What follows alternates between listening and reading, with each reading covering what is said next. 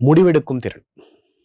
ஒரு நல்ல தலைவன், ஒரு நல்ல ஒரு நிர்வாகி நிறைய முடிவுகள் எடுக்கணும். என்னுடைய வாழ்க்கை நான் எடுக்கக்கூடிய முடிவுகளால் தான் இருக்கிறது இல்லையா? நான் இப்படி போகணுமா, அப்படி போகணுமா? நான் முடிவு சரியா எடுக்கல அப்படின்னா என்னுடைய லைஃபுடைய பாதை வேறையா போகும். அங்க போய் நான் சந்திக்கக்கூடிய ஒவ்வொரு விஷயத்திற்கும் காரணம் இந்த இடங்களில் நான் எடுக்கக்கூடிய முடிவு.